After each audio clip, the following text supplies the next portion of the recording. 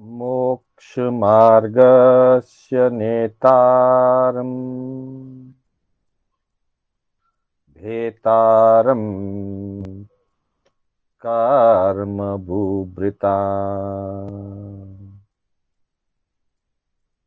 ज्ञातारम् विश्वतत्त्वानां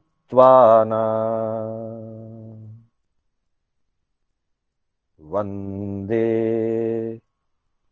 तद्गुणलब्धये वन्दे तद्गुणलब्धये।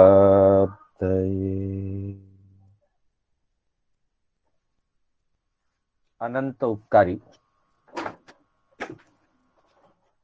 आस्था के आयाम चरम तीर्थंकर श्रवण भगवान महावीर को वंदन। प्रभु की परंपरा में विचरण करने वाले परम आदरणीय समस्त चारित्र आत्माओं को वंदन। आत्म बंधुओं, सुशील माताओं एवं बहनों, श्री कर्नाटक जैन स्वाध्याय संघ बैंगलोर के तत्वावधान में आयोजित आगम गाथा विवेचन की इस विशेष कक्षा में मैं आप सभी का हार्दिक स्वागत एवं अभिनंदन करता हूं। बंधुओं, हमारी कक्षा अलग अलग आगमों के संदर्भ से, अलग अलग गाथाओं के माध्यम से विभिन्न विषयों को लेकर चल रही है और प्रस्तुत में हमारा 7वां चरण चल रहा है, श्रावक स्वरूप। श्रावक स्वरूप की चर्चा हम गत 3 दिनों से करते आए हैं। इससे पूर्व के 6 चरणों में धर्म स्वरूप, विनय स्वरूप, आत्म स्वरूप, कर्म स्वरूप, अप्रमत्त साधना स्वरूप और भाषा विवेक स्वरूप की चर्चा हमने की। अब श्रावक स्वरूप के अंतर्गत पहली कक्षा में हमने सम्यक्त्व का स्वरूप जाना और देव गुरु धर्म के प्रति समर्पण, सुदेव सुगुरु सुधर्म की प्रगाढ़ श्रद्धा और ज्ञानियों ने जो स्वरूप समझाया है, देव के संबंध में अरिहंत, गुरु के संबंध में महाव्रतधारी निर्ग्रंथ मुनि और धर्म के संबंध में केवली भगवंतों के द्वारा बताया हुआ, जिनेश्वरों के द्वारा बताया हुआ तत्व, यही सम्यक है। अर्थात देव के रूप में अगर हम किसी राग द्वेष युक्त देव को अगर आराध्य मानते हैं तो ये सम्यक नहीं है। गुरु के रूप में अगर हम विषय और कषायों से उलझे हुए किसी व्यक्ति को गुरु मानते हैं तो ये सम्यक नहीं है। और धर्म के संदर्भ में हिंसा युक्त प्रवृत्ति को धर्म मानते हैं या हिंसा में धर्म मानते हैं तो यह सम्यक नहीं है। सम्यक यही है कि हम अरिहंत को देव माने, सुसाधु को गुरु माने और जिनेश्वरों के द्वारा बताए हुए साधना मार्ग को धर्म माने, यही सम्यक है। और इसकी प्रतिज्ञा हम स्वीकार करके ही आगे बढ़ सकते हैं। इसलिए पहली कक्षा में सम्यक्त्व की प्रतिज्ञा की चर्चा हुई। अरिहंतो महद्देव जावत जीवम सुसाहुनो गुरुनो जिन पणत्तम तत्तम ये समत्तम मय गही। कल की दूसरी कक्षा में हमने चर्चा की कि हम जिसको धर्म समझते हैं, ज्ञानियों ने जिसे धर्म बताया है, वह धर्म उनके प्रवचन में समाहित है। धर्म का स्वरूप जिनेश्वरों ने अपने प्रवचन में प्रस्तुत किया है और वही प्रवचन निर्ग्रंथ प्रवचन कहलाता है।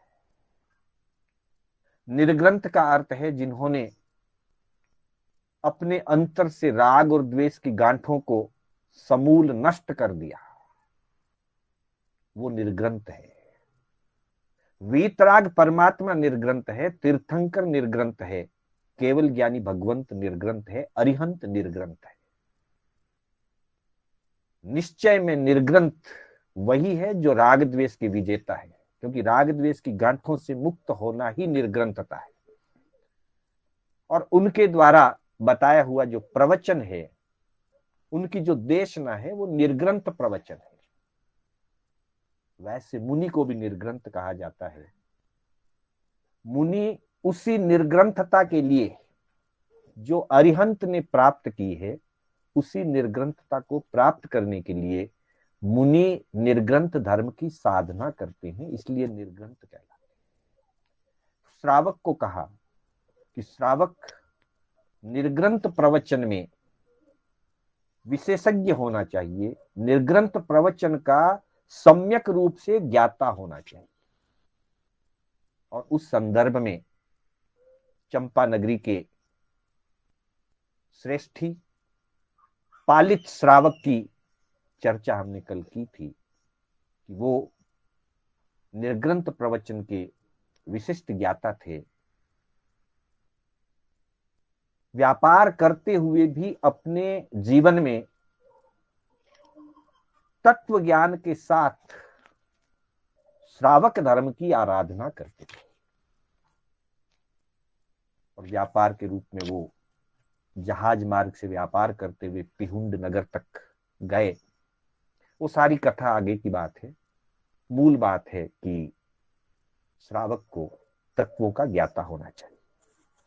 जो तत्वों का ज्ञाता होता है वही आगे चलकर के धर्म आराधना सम्यक रूप से कर सकता है। आज तीसरी गाथा के रूप में हम धर्म आराधना की पहली कड़ी से हम प्रारंभ करेंगे कि श्रावक के लिए धर्म आराधना की पहली कड़ी क्या होती है। यह गाथा आवश्यक नियुक्ति से ली गई है।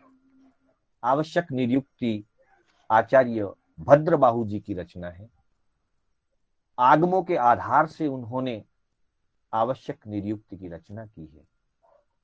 उसकी 802वीं ये गाथा है कि श्रावक किस प्रकार से अपने जीवन में धर्म का प्रारंभ करता है, धर्म की साधना करता है। तो इस गाथा को हम पढ़ें और इसके भावार्थ को हम समझें तो श्रावकत्व और साधुत्व की जो कड़ी है अथवा जो आधार भूमि है साधुत्व के लिए, वो हमें समझ में आएगी सामायिक के रूप में। तो कहा इस गाथा के अंदर सामायम्मि उक ए सम्मणो इव साव ओहव इ जम्हा एन कारणेनम बहुसो सामायियम कुज्जा सामायम्मि उक ए सम्मणो इव साव ओहव इ जम्हा एन कारणेनम बहुसो सामायियम कुज्जा। इस गाथा से दो बातें विशेष रूप से कही गई है। पहली बात कही गई है कि सामायिक करने वाला साधक श्रावक समणो इव हवई, श्रमण के समान हो जाता है, श्रमण के जैसा हो जाता है। सामायम्मी उकए, सामायम्मी अर्थ हम इसका देखेंगे। सामायम्मी यानी सामायिक की साधना करता हुआ, उकए साधना करता हुआ। अगली स्लाइड इसकी अर्थ की है। सामायम्मी उकए, सामायिक में स्थित या सामायिक की साधना करता हुआ। सावओ, सावओ यानी श्रावक। समणो इव हवई जम्हा, श्रावक भी सामायिक की साधना करते हुए श्रमणो इव हवई, श्रमण के समान हो जाता है, अर्थात साधु के समान हो जाता है। ये पहली बात कही। पहली बात ये कही कि सामायिक की साधना करता हुआ श्रावक साधु के समान हो जाता है। दूसरी बात कही एन कारणेनम, एन यानी इसी, कारणेनम इसी कारण से, बहुसो सामायियम कुज्या, बहुत अधिक से अधिक, सामायियम कुज्या सामायिक करनी चाहिए। तो यहां सामायिक करने से साधुत्व की समानता की बात कही और इसीलिए सामायिक करने की प्रेरणा दी गई।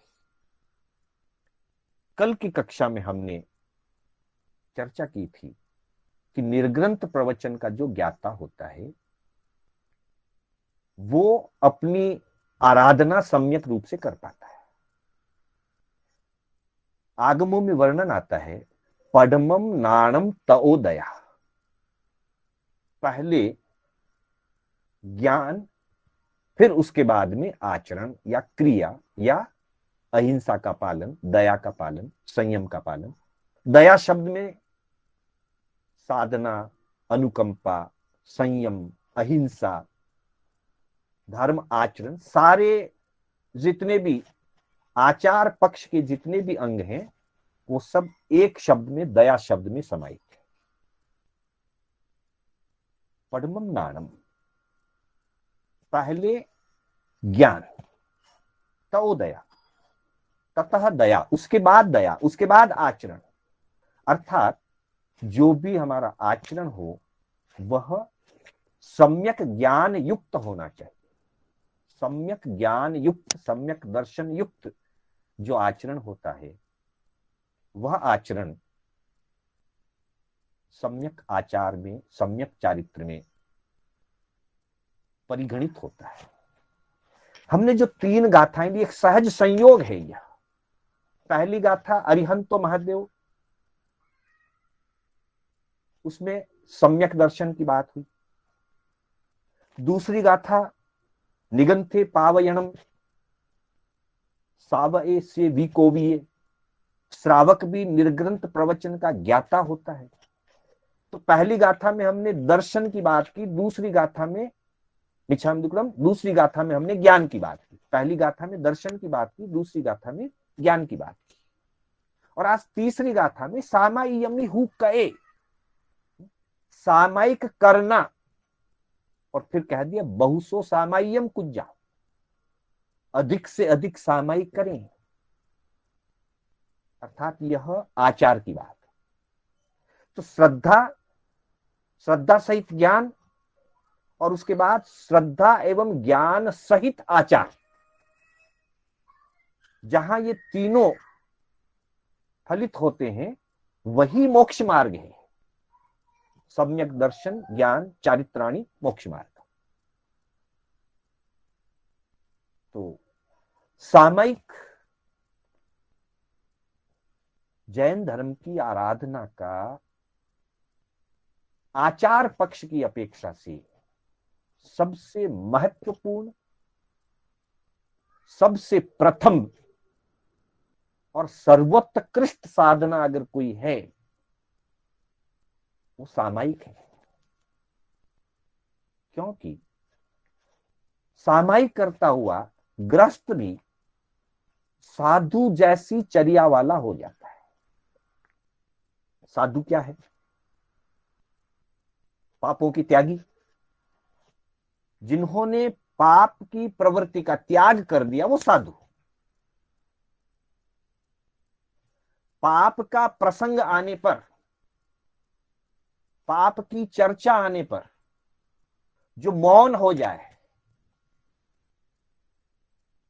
अर्थात अलग हो जाए उससे, चर्चा में ही भाग ना ले, बात ही ना करे पाप की, वो मुनि। पाप की प्रवृत्ति की चर्चा होते ही मौन हो जाए, अलग हट जाए, वो मुनि। और पाप की प्रवृत्ति का जो त्याग कर दे वो साधु। पाप का मूल है राग द्वेष, इसलिए राग द्वेष से जो ऊपर उठे वो निर्ग्रंथ, और जो राग द्वेष को जीत ले वो अरिहंत। सामायिक में ये सारी बातें फलित होती है। सामायिक करते समय हम प्रतिज्ञाबद्ध होते हैं, करेमि हंते सामायियम सावज्यम जोगम पचक्खानी। भगवान, आपकी अनुमति से मैं सामायिक करना चाहता हूं, आपकी अनुज्ञा लेकर के, आपकी स्वीकृति लेकर के, आपसे अनुमति लेकर के मैं सामायिक करना चाहता हूं। और सामायिक का मूल आधार है सावज्यम जोगम पचक्खामी।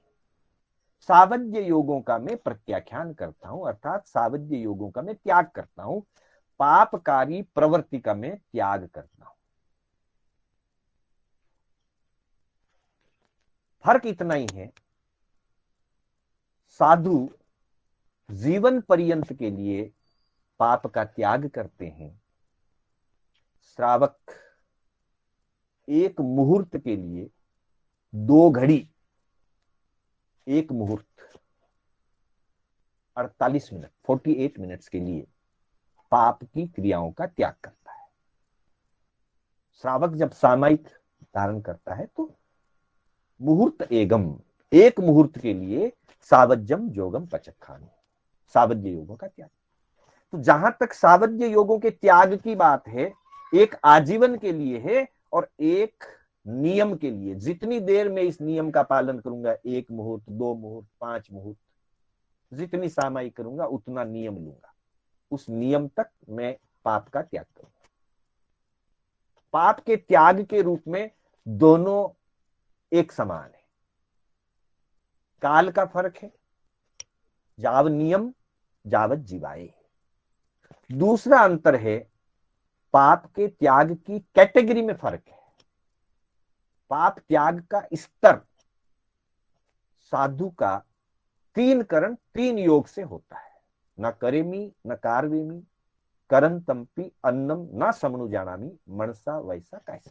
मैं पाप करूंगा नहीं, मैं पाप करने की किसी को प्रेरणा नहीं दूंगा, और पाप करने वाले को मैं अच्छा नहीं समझूंगा, उसकी अनुमोदना नहीं करूंगा, मन वचन काया से जावत जीवाए, जीवन पर्यंत के लिए। ये साधु के सामायिक की प्रतिज्ञा। साधु भी दीक्षा लेते हुए करेमी भंते के पाठ से ही प्रतिज्ञा धारण करते हैं। काल और कर्ण कोटि में अंतर आ जाता है। श्रावक भी सामायिक लेते हुए करेमी भंते से ही प्रत्याख्यान करता है। श्रावक काल मर्यादा के अनुसार प्रत्याख्यान करता है, 1 मुहूर्त, 2 मुहूर्त, 5 मुहूर्त। और कर्ण कोटि में जहां दीक्षा ग्रहण करने वाला 3 करण 3 योग से त्याग करते हैं, वहीं श्रावक धर्म की आराधना करने वाला, ग्रस्त धर्म की आराधना करने वाला जब सामायिक करता है तो 2 करण 3 योग से त्याग करता है। फर्क जरूर है, काल में फर्क है, स्तर में फर्क है, लेकिन भाव में फर्क नहीं है। दोनों साधकों का, चाहे वो अणगार साधक हो और चाहे अगार, चाहे साधु हो चाहे श्रावक, दोनों के भाव यही हैं कि मुझे पापों को त्याग करना है, पापों से मुझे अलग होना है। और इसीलिए इस एक भावना एक जैसी होने के कारण पापों को है दोनों मान रहे हैं। साधु भी पाप को है ये मानता है, इसलिए आजीवन के लिए पाप त्याग कर दिया। श्रावक भी पाप को है ये मानता है, पाप को छोड़ने योग्य मानता है, पाप करनीय नहीं है ऐसा मानता है। पाप करने योग्य नहीं, पाप सेवन करने योग्य नहीं, छोड़ने योग्य है, यह है, इसको स्वीकार करते हैं। लेकिन अपने सामर्थ्य और अपनी योग्यता की कमी के कारण आजीवन नहीं छोड़ पा रहा है, सीमित समय के लिए छोड़ता है। 3 करण 3 योग से नहीं छोड़ पा रहा है, इसलिए 2 करण 3 योग से छोड़ रहा है। और पाप छोड़ना है, पाप से मुक्त होना है, पाप से अलग होना है, यह भावना साधु में और श्रावक में दोनों में एक समान है। पाप को पाप मानना, यह ज्ञान साधु और श्रावक में दोनों में एक समान है। पाप का त्याग करके ही आत्मा अपने स्वरूप को प्राप्त कर सकती है। यह दर्शन, यह विचार, यह श्रद्धा श्रावक और साधु दोनों में एक समान है। अर्थात दर्शन दोनों का एक जैसा है, ज्ञान दोनों का एक जैसा है। हाँ, ज्ञान कम या ज्यादा हो सकता है श्रुति की अपेक्षा से, वो अलग बात है। पर जो जानते हैं, जितना जानते हैं, उनमें दोनों में एक रूपता है और श्रद्धा दोनों की एक समान है। भाव दोनों के एक समान है। पाप को हेय मानने के भाव, पाप को छोड़ने के भाव। छोड़ने की व्यवस्था साधु की अपनी उत्कृष्ट व्यवस्था है, इसलिए 3 कर्म 3 योग से आजीवन के लिए पाप का त्याग किया जाता है। श्रावक की अपनी मध्यम व्यवस्था है, पराक्रम अभी अल्प है, पुरुषार्थ अभी थोड़ा ही है, इसलिए पाप को सामायिक करते हुए 2 कर्म 3 योग से 1 मुहूर्त, 2 मुहूर्त, 5 मुहूर्त, जितना उसकी काल मर्यादा उतना त्याग करता है। लेकिन ज्ञान दर्शन दोनों समान है, भाव समान है, इसलिए कहा कि सामायिक करता हुआ साधक, श्रावक साधक, श्रावक भी सामायिक करता हुआ श्रावक भी साधवो इव हवई, श्रमणो इव हवई, श्रमण के समान हो जाता है, साधु के समान हो जाता है। अर्थात दूसरी अपेक्षा से कहें तो सामायिक की आराधना करना हमारे लिए श्रावकत्व की आधार भूमि है, सामायिक, और उस सामायिक की साधना से वो साधुत्व तक पहुंच सकता है। साधुत्व तक पहुंचने के लिए सामायिक का अभ्यास अति आवश्यक है। और वैसे सामायिक का तो जितना हम कहें, इसके महत्व की तो कोई चर्चा ही हम नहीं कर सकते, इतना विशिष्ट साधना है ये। सबसे प्रथम साधना है, 6 आवश्यकों में पहला आवश्यक है, 5 चारित्र में पहला चारित्र है, और 4 शिक्षा व्रतों में पहला शिक्षा व्रत है। हर जगह सामायिक को प्रथम स्थान दिया गया है। चारित्र 5, उसमें पहला सामायिक चारित्र, आवश्यक 6, उसमें पहला सामायिक आवश्यक, शिक्षा व्रत 4, 9वां 10वां 11वां 12वां व्रत श्रावक के लिए, उसमें पहला 9वां व्रत सामायिक व्रत, 4 शिक्षा व्रतों। तो इस तरह से सामायिक मोक्ष तक पहुंचाने की प्रथम कड़ी से लेकर अंतिम साधना तक सामायिक ही सामायिक है। ज्ञानियों ने हमें प्रेरणा दी है कि बहुसो सामायिकम कुज्जा, जितनी ज्यादा हो सके बार बार सामायिक करें, बहुत सामायिक करें, अधिकाधिक सामायिक करें और समता भाव को प्राप्त करें। समता भाव में आने से ही सुख की अनुभूति होती है, विषम भाव में दुख ही दुख है और समता भाव में सुख ही सुख है। तो इस तरह से दर्शन, ज्ञान और चारित्र, दर्शन को शुद्ध बनाएं, ज्ञान को विकसित करें और चारित्र की तरफ आगे बढ़ें, यह श्रावक का लक्ष्य है। इन्हीं शब्दों के साथ मैं कक्षा को विराम देना चाहूंगा। मेरे बोलने में कोई स्खलना हुई हो या जिनाज्ञा विपरीत कथन हुआ हो तो उसके लिए बारंबार मिच्छामि।